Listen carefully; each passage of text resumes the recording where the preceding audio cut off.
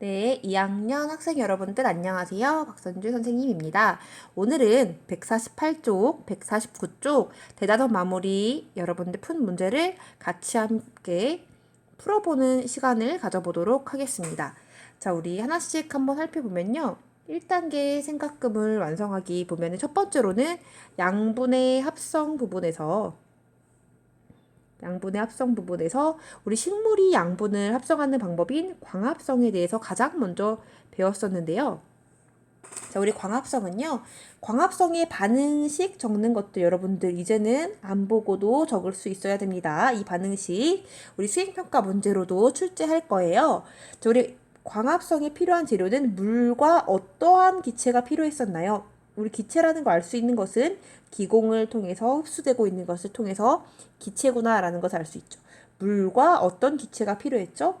그렇죠. 바로 이산화탄소가 필요했죠. 따라서 우리가 식물은 이산화탄소를 흡수해서 우리한테 필요한 산소기체와 포도당 기체를 만들어내고 이 또 산소기체 역시 이렇게 기공을 통해서 입 밖으로 배출하는 것을 확인해 보았습니다. 자, 우리 광합성에 영향을 미치는 요인, 광합성에 영향을 주는 환경 요인 세 가지에 대해서 배웠는데요. 첫 번째로는 빛의 세기, 빛이 강할수록, 하지만 무작정 강하다고 계속 광합성이 끝까지 많이 일어나는 것은 아니고 빛의 세기가 강할수록 이렇게 광합성이 잘 일어나다가 어느 세기 이상에서는 이렇게 일정하게 광합성이 일어났습니다. 자, 두 번째로는요. 이산화탄소 농도가 높을수록 마찬가지로 광합성이 잘 일어나다가 이렇게 일정하게 유지되는 경향을 보였고요. 온도가 따뜻할수록 광합성이 점점 잘 되다가 40도씨가 넘어가면 급격히 이렇게 감소하는 형태로 광합성이 일어났습니다. 자, 두 번째로는요. 우리 광합성 다음에 호흡에 대해서 배웠어요. 자, 우리 식물의 호흡에 대해서 보면은 식물의 호흡이란 기체를 교환하는 거였는데요. 호흡의 결과 에너지를 생성했고 호흡은 광합성은 낮에 빛이 있는 동안만 발생하는 거에 비해서 호흡은 항상 낮이고 밤이고 항상 일어나는 것을 알 수 있었습니다. 자, 우리 호흡에서요. 우리 이 두 개 공변세포에서 가운데 있는 이 구멍 이름이 바로 무엇이었죠? 그렇죠. 기공이었죠. 이 기공에서 호흡할 때 흡수하는 기체는 무엇이었나요? 그렇죠. 바로 산소였죠. 호흡의 과정은 산소를 흡수해서 이산화탄소를 배출하는 작용이 바로 호흡의 작용이 되었습니다. 자, 다음은요. 우리 식물에서의 물의 여행이 되겠는데요. 자, 우리 식물에서 물을 흡수하는 곳은 어디였나요? 그렇죠. 뿌리였죠. 뿌리에서 물을 흡수해서 자, 얘가 쭉 따라서 줄기를 거쳐서 잎까지 이렇게 물을 공급해 주는데 줄기에서는 뿌리에서 줄기로 갈 때는 무슨 관을 따라서 갔나요? 그렇죠. 바로 물관이라는 물의 이동 통로를 따라서 물이 쭉 위로 올라갔습니다. 잎까지 이렇게 물이 올라가게 되면요. 우리 식물체 내에 수분량이 굉장히 많게 되면은 우리 식물은 체내 수분량을 어떤 작용을 통해서 조절을 했었나요? 그렇죠. 바로 증산작용을 통해서 우리 식물 체내에 있는 수분을 바깥으로 배출하는 작용을 했는데요. 우리 이 공변세포 가운데 있는 이 구멍의 이름이 바로 그렇죠. 기공이라고 했죠. 이 기공을 통해서 우리가 물이 바깥으로 이렇게 수증기의 형태로 배출되는 것을 우리가 바로 증산작용이라고 했습니다. 동물은 그 소변 같은 것을 통하여서 우리 몸에 있는 체내 수분량을 조절하지만 식물은 증산작용을 통해서 체내 수분량을 조절한다고 하였습니다. 네, 마지막으로 광합성 산물의 이동과 전환인데요. 자, 우리 처음에는 광합성이 산물로 포도당이 만들어졌다가 이내 물에 녹지 않는 녹말로 전환이 되었다가 결국은 이동할 때는 설탕의 형태, 포도당이 두 개 붙어 있는 설탕의 형태로 바로 체관이라는 관을 통해서 이동을 하였습니다. 자, 그래서 우리 식물이 광합성 결과 만들어진 에너지원이 우리 녹말, 설탕 이런 영양분들을요. 이렇게 체관을 통해서 이동해서 얘를 식물체 내에 에너지원으로 사용하기도 하고요. 얘가 자체로 식물 자체를 구성하는 식물의 구성 성분으로 활용되기도 하고요. 자, 우리 여기 지금 이렇게 뿌리 같은 것들에 이렇게 저장되어 있는 것을 나타냈는데요. 우리 뿌리 채소나 줄기 채소 등에 우리가 양분의 형태로 저장을 하여서 우리 동물들에게도 이렇게 식물을 섭취했을 때 양분을 섭취할 수 있도록 우리 식물체 내에 양분을 저장하는 역할도 우리 하였던 것을 배웠습니다. 네, 이렇게 1단계 생각금을 완성하기를 마치도록 하겠습니다. 네, 옆으로 넘어와서 2단계 개념 적용하기를 보면요. 자, 1번 문제는 햇빛을 충분히 비추어준 검정말에 잎을 따서 현미경으로 관찰하였더니 초록색의 알갱이를 많이 볼 수 있었다. 이 알갱이들 굉장히 많이 보이는 거 보이죠? 이렇게 알갱이들 한 개 한 개가 보입니다. 이 알갱이의 이름은 무엇이며 역할은 무엇인지. 자, 우리 이 알갱이의 이름은 무엇이었나요? 그렇죠. 이 초록 색깔로 보이는 이 알갱이의 이름은 바로 엽록체가 되었죠. 자, 이 엽록체의 역할은 무엇이었나요? 우리 엽록체에서 무엇이 일어났죠? 그렇죠. 바로 엽록체는요, 광합성이 일어나는 장소이다. 광합성이 일어나는 장소이다 라고 적어주시면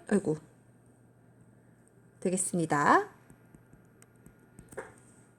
네, 됐으면 넘어가서 2번 문제로 넘어가 보도록 하겠습니다. 네, 2번은요. 중성의 BTB 용액에 입김을 불어 넣은 후 3개의 시험관 A부터 C까지 나누어 담은 다음에 그림과 같이 장착했다고 하는데요. 자, 우리 BTB 용액 다시 한번 복습해 보도록 하겠습니다. 자, 여러분들 이걸 기본적으로 아셔야지 이 문제를 풀 수 있습니다. 자, BTB 용액은요. 우리 처음에 중성의 BTB 용액, 처음엔 초록 색깔이었던 이 BTB 용액이요. 처음에 중성이면 초록색이죠. 근데 여기 입김을 불어 넣었다고 했잖아요. 입김을 불어 넣으면은 어떤 기체를 공급해 준 건가요? 그렇죠. 바로 입김을 불어 넣는다는 것은 우리가 CO2 기체를 공급해 주는 거기 때문에 처음에 중성이었다가 입김을 불어 넣어주면 CO2 양이 점점 많아지니까 얘가 황색이 되었겠네요. 자, 그런데 이 황색으로 되어 있던 BTB 용액에서 만약에 얘가 이 시험관 안에서 무엇인가 CO2를 소비하는 활동을 한다면 점점 CO2의 양이 줄어들게 되면은 얘는 황색이었던 BTB 용액이 초록색을 거쳐서 푸른색으로 이렇게 변하게 되겠죠. 자, 이걸 띄워놓고 한번 문제를 풀어보도록 하겠습니다. 네. 자, 넘어와서 보면요. 자, 우리 중성의 BTB 용액에 입김을 불어 넣은 후 여기 밑줄 쳐놓고 여기는 CO2 공급이라고 적어주시면 돼요. 왜냐하면 우리 들숨, 날숨 중에 날숨에 이산화탄소 기체가 굉장히 풍부하게 포함이 되어 있었죠. 자, 그래서 지금 CO2 양이 풍부하기 때문에 CO2 양이 많기 때문에 처음에는 셋 다 노란 색깔 BTB 용액이었어요. 자, 그런데 A는 그대로 놔두고 B와 C에는요, 우리 물풀을 이렇게 넣어줬는데 B에는 햇빛이 들지 못하게 은박지를 씌워놨고 C는 그대로 이렇게 햇빛에 방치해둔 상황입니다. 여러분, A, B, C 중에요. BTB 용액의 색깔이 변하는 것은 A, B, C 중에 무엇일까요? 그렇죠. 바로 뭐밖에 없을까요? 그렇죠. C겠죠. 왜 얘가 변하냐면은 A, B, C 중에 C에서만 무슨 활동이 일어날까요? 그렇죠. C에서는요. 바로 광합성 작용이 일어날 수 있습니다. A에서는 우리 물풀 자체가 없었기 때문에 광합성이 일어나지 않았고 B는요. 빛이 공급되지 않았기 때문에 광합성이 일어나지 않았고 C는 물풀도 있고 빛도 있고 아까 CO2도 공급해줬기 때문에 광합성이 일어날 겁니다. 따라서 시험관 A부터 C까지들 중에 BTB 용액의 색 변화를 쓰자면은 A와 B는 변화가 있다 없다? 없다. 그대로 노란색일 것이다. 혹은 황색, 노란색을 황색이라고도 부르죠.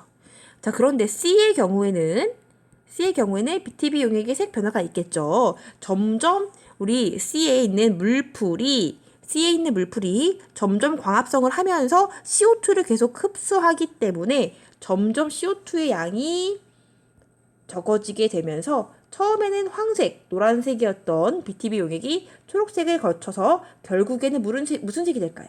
그렇죠. 결국에는 푸른 색깔, 청색의 색깔이 되겠죠. C는요. 청색으로 변한다 라고 정리해 주시면 되겠습니다. A, B는 변함이 없다. C는 청색으로 변한다. 네, 이렇게 정리해 주시면 되겠습니다. 자, 그러면요. 우리 1의 결과를 바탕으로 할 때 광합성이 필요한 기체가 무엇이라고 생각하는가? 자, 우리 1의 경우를 바탕으로 할 때 입김을 불어 넣어 주었기 때문에요. 그리고 또 우리가 BTB 용액 자체가 우리가 CO2의 양이 어떻게 되는지 변하는지에 따라서 색깔이 변하는 용액이었기 때문에 우리가 광합성이 일어날 때는 이산화탄소를 소비하여서 광합성이 일어나니까 우리 C에서 이렇게 BTB 용액의 색깔이 청색으로 바뀌었구나라는 것을 확인할 수 있었죠. 따라서 1의 결과를 바탕으로 할 때 광합성이 필요한 기체는 이산화탄소구나라는 것을 우리가 알 수 있습니다. 자, 그렇다면요. 이 사실을 설명하기 위해 비교해 보아야 되는 시험관. 정말로 우리 광합성의 결과 이산화탄소가 소비되어서 우리 이 용액 속의 이산화탄소 양이 줄어들었는지를 확인하기 위해서는요. 그대로 둔 것, 아무것도 내두지 않고 그대로 둔 것과 광합성을 한 것을 비교해 보면 정말로 광합성이 일어난 결과 CO2의 양이 줄어들어서 BTB 용액의 색깔이 바뀌었는지를 확인할 수 있겠죠. 따라서 비교해 보아야 되는 것은 A와 그리고 C를 이렇게 표시해 볼게요. A와 C를 비교해 보면 되겠습니다. 네, 됐으면 다음 문제로 넘어가겠습니다. 자, 3번 문제는요. 자, 다음 그림은 광합성 과정을 나타낸 것이다. 광합성과 관계 있는 물질에 대해서 옳은 설명을 모두 고른다는 문제였는데요. 자, 우리 A부터 볼게요. 자, 우리 A와 B는요. 우리 광합성이 필요한 물질이었어요. 광합성의 재료들이었는데요. 자, A 같은 경우는 이렇게 줄기를 따라서 이렇게 올라와서 공급이 되는 A는 무엇일까요? 그렇죠. 바로 뿌리에서 흡수되어서 물관을 통해서 잎에 공급이 되는 A는 바로 물이 되겠습니다. A 옆에 물이라고 적어 놓을게요. 자, B는 지금 잎의 기공을 통해서 이렇게 흡수가 되고 있기 때문에 B의 정체는 무엇인가요? 그렇죠. B는 바로 이산화탄소가 되겠습니다. 이산화탄소 기체가 되고요. C는 광합성의 결과 만들어진 산물이기 때문에 C는 바로 그렇죠. 한 개짜리 포도당이 되겠습니다. 자, 그런데 포도당은 물에 잘 녹기 때문에 자, 우리 이렇게 포도당이 여러 개가 꿰어져 있는 무엇으로 변환되어서 우리 저장된다고 했나요? 그렇죠. E는 녹말의 형태로 저장이 된다고 했고요. 자, D는 광합성의 산물이면서 이렇게 기공을 통해서 배출이 되는 기체의 형태이기 때문에 D는 바로 산소 기체라는 것을 알 수가 있습니다. 자, 그럼 보기를 하나씩 한번 살펴보도록 할게요. 네, 1번 기억은요. 물이었죠. A는 물이었죠. 물은 뿌리에서 흡수되고 B, 이산화탄소는 기공으로 흡수된다. 옳은 설명이 되겠네요. 자, 니은 C는 아이오딘과 칼륨 용액과 반응하는 물질인가? 맞았나요? 우리 아이오딘과 칼륨 용액은요. 어떤 영양소를 알아볼 때 사용하던 용액이었나요? 그렇죠. 얘는 바로 녹말이 있는지 검출하기 위해서 활용하는 시약이었는데 지금 C는 지금 녹말이 아니라 포도당이기 때문에 틀렸습니다. C는 아이오딘과 칼륨 용액과 반응하는 물질이 아닙니다. 옳게 바꾸려면 C 대신에 얘를 E라고 고쳐야 옳은 설명이 되겠습니다. 넘어가서 D는요. 다른 생물에 호흡이 된다. D는 산소였죠. 산소는 호흡에 이용된다. 옳은 설명이 되겠고요. 광합성 결과 E가 만들어져 C로 전환이 되나요? 우리 순서가 바뀌었네요. 자, 릴도 틀린 설명이 되겠고요. 처음에는 포도당의 형태로 만들어졌지만 이내 물에 녹지 않는 녹말의 형태로 전환되기 때문에 정답은 기억, 디귿이 되겠습니다. 자, 그러면은 넘어가 보도록 할게요. 자, 4번 문제로 넘어와 보도록 하겠습니다. 네, 여러분들 기지개 한번 펴시고 4번은요. 검정말을 이용한 광합성 실험 장치입니다. 검정말을 이렇게 장치를 하고요. 표본병에서 이렇게 뽀글뽀글 발생하고 있는 기포의 수를 이렇게 세어보는 실험이었죠. 자, 우리 광합성이 많이 활발하게 일어날수록 발생하는 기포의 양이 어땠을까요? 그쵸. 같이 증가하는 그 실험 기억나시죠? 자, 실험 장치에서 발생하고 있는 기포의 성분, 광합성 결과 만들어지는 기체 성분인 산물은 무엇이었나요? 그렇죠. 바로 산소가 되겠습니다. 뽀글뽀글 이 기체는 정체는 산소가 되었고요. 자, 이 실험 장치를 이용해서 광합성에 영향을 미치는 요인 중에 온도와 광합성의 관계를 알아보고자 한대요. 자, 온도가 변했을 때 광합성이 어떻게 일어났는지를 한번 살펴보고자 하는데요. 다르게 해야 되는 요인과 같게 해야 되는 요인이 무엇인가? 자, 일단 온도가 높을 때 광합성이 잘 일어나는지, 온도가 낮을 때 광합성이 잘 일어나는지, 온도를 조작해서 우리가 온도와 광합성의 관계를 알아보기 위한 실험을 설계하려고 하니까 다르게 해야 되는 것은 바로 무엇이 될까요? 네, 얘가 바로 온도가 되겠죠. 왜냐면 온도는 높게도 해보고 낮게도 해보면서 어떤 온도일 때 광합성이 잘 일어나는지를 확인해야 되니까요. 자, 그런데 다음을 볼까요? 그러면 같게 해야 되는 요인은 무엇이냐? 내가 오직 온도만 광합성에 어떤 영향을 주는지를 알아볼 거야 라고 하면은 광합성에 영향을 미치는 요인 3가지 중에 나머지 2개의 요인은 똑같이 맞춰줘야 공정한 비교가 될 수 있겠죠. 자, 우리 온도 외에 다른 요인 2가지는 무엇과 무엇이었나요? 그렇죠. 바로 빛의 세기가 있었고요. 또 하나는 뭐의 농도가 있었죠? 그렇죠. 바로 이산화탄소 CO2의 농도가 되겠습니다. 같게 해야 되는 요인은 빛의 세기와 CO2의 농도가 되겠고요. 다르게 해야 되는 요인은 온도가 되겠습니다. 자, 됐으면 넘어가도록 하겠습니다. 네, 5번 문제인데요. 자, 5번 문제는 햇빛이 비칠 때 식물의 잎에서는 물이 바깥으로 빠져나가는 증산작용이 일어난다. 그렇죠. 자, 우리 물이 바깥으로 빠져나가는 사람은 우리 소변, 오줌을 통해서 우리 몸의 체내 수분량을 조절했지만 우리 식물은 오줌 싸지 않고 우리 잎에서 이렇게 물을 배출하면서 기공을 통해서 우리 수증기를 배출함으로써 증산작용을 일어난다고 했는데요. 자, 우리 증산작용의 기능 무진장 중요하죠. 별표 쳐놓으시고 증산작용의 기능 하나씩 살펴보면요. 첫 번째로 우리 마치 물에서 이렇게 빨대를 가지고 있을 때 여기 위에서 이렇게 입으로 물을 쭉 하고 빨면요. 얘가 이렇게 물이 나오기 시작하면은 점점 아래쪽에 있는 물도 이렇게 빨려서 올라오듯이 우리 이렇게 쭉 뿌리로부터 물관으로 해서 이렇게 연결되어 있는 물의 이동 통로에서 여기 기공 부분에서 물이 이렇게 바깥쪽으로 배출이 되면은 뿌리에서부터 이렇게 다시 빈 공간을 채우려고 이렇게 물이 끌려 올라가는 물의 상승에 네, 좀 더 쉽게 물의 이동이라고 할게요. 물의 이동에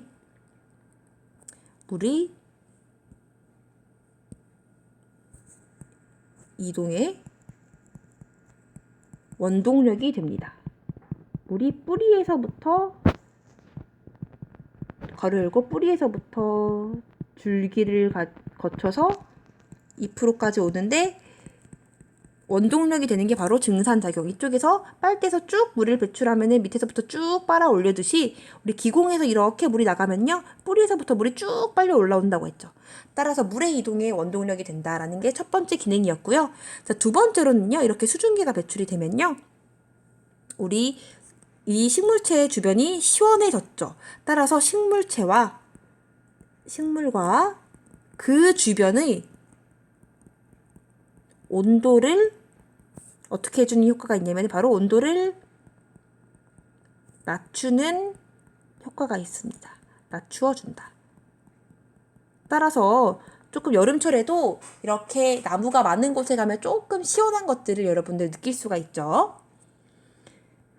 온도를 낮춰주는 역할을 증산작용이 하기 때문입니다.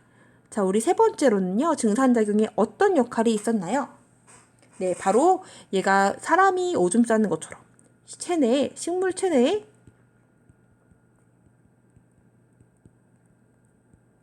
수분량을 조절해주는, 만약에 수분량이 많으면은 증산작용이 활발하게 일어남으로써 식물 체내의 수분량을 조절해주는 역할을 했습니다. 이렇게 3가지 역할이 있는 거 여러분들 정리 잘 해주시고 여러분들 논술 평가 보기 전까지 완벽하게 이해해 오시기 바랍니다.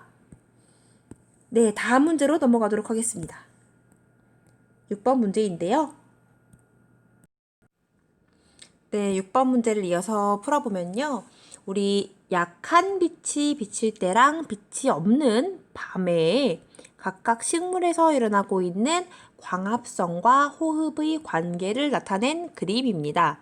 이것을 바탕으로 낮에 강한 빛이 비칠 때 광합성과 호흡의 관계는 어떠할지 설명하고, 자, 이때 기체의 출입 관계를 서술하시오라고 했는데요. 자, 우리 지금 여기 약한 빛이 비치고 있는 낮이라기보다는 약간 아침이나 여기는 초저녁 정도가 되겠네요. 아침과 저녁에 약한 빛이 비치고 있을 때는요, 광합성에서 이산화탄소를 흡수하고 산소를 배출하고, 호흡에서 산소를 흡수하고 하고 이산화탄소를 배출하는 양이 전체적으로 조금 비슷하기 때문에, 자, 우리 아침과 저녁에는요, 광합성의 양과 호흡의 양이 거의 비슷하기 때문에 산소를 배출하는 만큼 흡수하고 이산화탄소를 배출하는 만큼 흡수하기 때문에 여기서는 외관상으로 봤을 때는 거의 기체의 관계, 기체의 출입이 없는 것처럼 보이겠네요. 왜냐면은 내가 내뱉은 만큼 흡수하고 내뱉은 만큼 흡수하기 때문이죠. 자, 그런데 밤에는 광합성과 호흡 중에 무엇만 하나요? 그렇죠. 빛이 없기 때문에 광합성은 할 수 없고 호흡만 하기 때문에 밤에는 산소를 흡수하고 이산화탄소를 방출하게 될 것입니다. 자, 그러면 이것을 바탕으로 낮에는 강한 빛이 비칠 때 광합성과 호흡의 관계가 어떨지를 한번 설명을 해보면요. 자, 우리 적어볼까요? 낮에는요, 광합성의 양과 호흡의 양이 어떤 게 더 많게 될까요? 자, 우리 아침과 저녁에는요, 약한 빛이 비칠 때는 광합성과 호흡의 양이 거의 같았고, 밤에는 호흡만 하였습니다. 자, 그런데 우리 아침과 저녁에 약한 빛이 비칠 때보다 더 강한 빛이 비치게 된다면은 광합성과 호흡 중에 무슨 양이 급속도로 증가하게 될까요? 그렇죠. 바로 광합성의 양이 더 증가하기 때문에 아침과 저녁에는 광합성과 호흡이 비슷했다면 낮에는 빛이 세기 때문에 광합성을 더 많이 하게 될 것입니다. 자, 그러면은 이때는 기체의 출입 관계를 써보면요. 기체의 출입을 보면은 어떤 기체가 마치 외관상 봤을 때 흡수되고 어떤 기체가 우리 방출되는 것처럼 보이냐면요. 기체 출입은 외관상 봤을 때 광합성의 양이 더 많기 때문에 외관상 봤을 때 이산화탄소를 흡수하고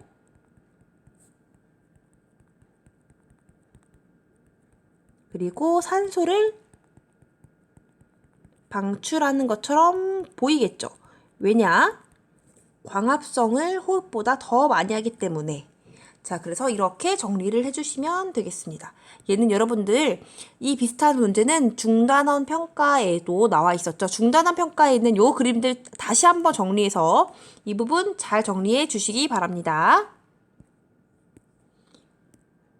네, 7번 마지막 문제로 넘어가 보도록 하겠습니다. 자, 얘는 선생님이랑 교과서 강의할 때 선생님이 한번 설명했던 건데요. 자, 우리 식물 줄기 바깥쪽을 이렇게 벗겨버리면요. 뭐가 파괴가 된다고 했나요?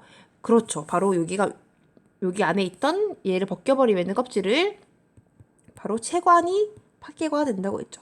채관이 제거가 됩니다. 자, 그래서 우리 영양분이 이동했던 체관을 통해서 이동을 했었잖아요. 자, 근데 이 체관이 우리 제거가 되면요. 얘 그림을 그리자면 여기 줄기 위에 이렇게 잎에서 열심히 햇빛 받아서 광합성을 만들어서 영양분을 만들어서 이렇게 아래쪽으로 공급해 주려고 하는데 체관이 딱 끊겨 있기 때문에 이렇게 잎에서 만들어진 영양분이 내려오다가 요 아래쪽까지 전달해 주지 못하고 여기에 이렇게 쌓이게 되겠죠. 따라서 이러한 현상이 나타나는 까닭은 첫 번째로는 체관이 제거되어 있기 때문에 체관이 제거가 되면요. 영양분이 이때 이동하는 영양분의 형태는 설탕의 형태였죠. 영양분이 이동하는 길이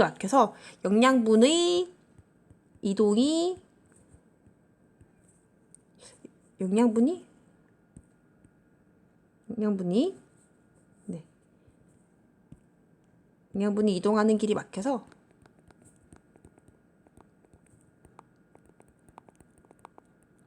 영양분이 이동하는 길이 막혀서 여기 영양분이 여기 위쪽에 쌓이기 때문이죠. 영양분이 위쪽에 쌓이기 때문. 왜냐면 체관을 통해서 영양분이 이동해야 되는데 체관이 우리 줄기의 가장 바깥쪽에 있었잖아요. 얘를 이렇게 껍질을 닦아면 세관이 제거되기 때문에 이렇게 만들어진 영양분이 이렇게 내려오다가 막히고 밑으로 내려오지 못하고 위에 쌓이기 때문에 위쪽이 두툼해지는 현상이 일어나게 되었습니다. 자, 우리 여기까지 대단한 마무리 평가 끝났고요. 여러분들 다음 주에 보는 논술평가 다시 한번 공부 잘 해주시기 바랍니다.